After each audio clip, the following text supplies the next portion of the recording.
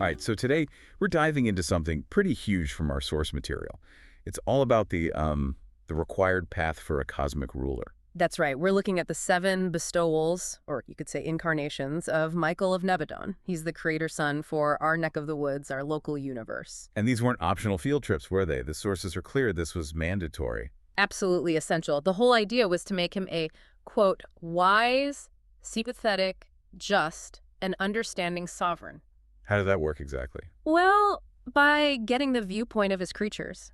Actually living it, having actual experience in the environment of their existence. So it's about genuine empathy, gained through shared experience, not just divine knowledge from afar. Precisely. The goal was practical mercy, fair judgment, and patience. Things the sources suggest you can only truly get by walking in those shoes. Incredible dedication. And this wasn't quick. How long are we talking? Oh, vast stretches of time. Michael started organizing Nebadon maybe 400 billion years ago. These 7 bestowals were spread out roughly 150 million years apart. Whoa, 150 million years between steps. So let's walk through them. They started kind of high up, right?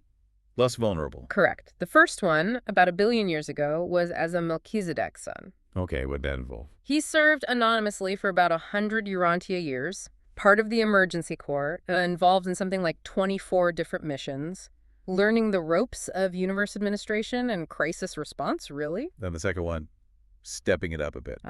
As a Lanonandek Son, that's a system sovereign type. This was a big one. He spent over 17 years sorting out a major rebellion in System 11. A rebellion? So he was thrown right into conflict resolution. Exactly. He actually became known as the savior sovereign of Polonia then. So yeah, learning through direct high-stakes intervention. Okay, so admin, crisis, then conflict. What about failure? Did he experience that side? That seems to be the point of the 3rd bestowal. He came as a material son, acting as a planetary prince. Not on a regular world, though. No. On World 217, one that was quarantined because of rebellion, his job was basically planetary rehab. He managed to help the defaulting planetary prince turn things around and get the world back on track. From quelling rebellion to patiently fixing the mess. Quite a shift. And then the 4th step seems like a complete change of pace. A seraphim. An angel. Yeah, a supreme seraphim. Yeah. Angelic life. He spent over 40 universe years in that role. Doing what? Leading angelic hosts? Actually, no. More like pure service. He was a teaching counselor, almost like a private secretary, to 26 different master teachers across 22 worlds. So learning by serving, observing. Seeing things from the helper's perspective. You got it. Completely different angle. Now things get really interesting, moving towards, well, creatures like us, the mortal phases. Number 5. That was his first time as an ascending mortal. This happened on Uversa, the super universe headquarters. So this is the spirit stage, after physical life. That's the one. He was known as Evented, lived there for about 11 years, experiencing the start of that long spiritual journey upwards. And number 6, close the gap even more. As a morontia mortal. That's that really unique stage, the bridge between the physical and the fully spiritual.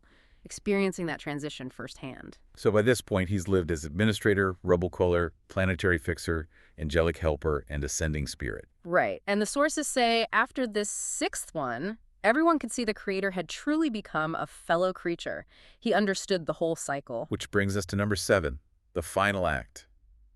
On our world, Urantia, Earth. In the likeness of mortal flesh. But what made this one the ultimate test? He'd already been, down in the trenches in other form. The vulnerability. In all the others, he appeared, boom, fully developed in that form. Melchizedek, Lanonandek, whatever was needed. Okay. But here, on Urantia, he arrived as Joshua ben Joseph, a baby, a completely helpless infant of the realm. Wow. Not just mortal, but starting from absolute helplessness. That leap, that final acceptance of total creature vulnerability, that's what, according to the text, eternally secured his place as supreme sovereign. It's just mind-boggling. The sheer scope of experience, from the highest orders down to a baby. And the sources even say the exact how of that final incarnation, how a creator does that, will remain a mystery forever.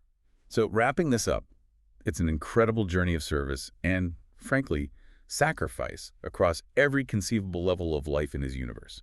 And maybe that's the thought to leave you with. The texts frame these experiences as absolutely necessary for fair and merciful rule. So if a universe creator needs that depth of lived experience to gain compassionate sovereignty, what does that suggest about the kind of empathy, the kind of understanding that's needed for any real leadership or judgment in our own lives? Makes you think, doesn't it?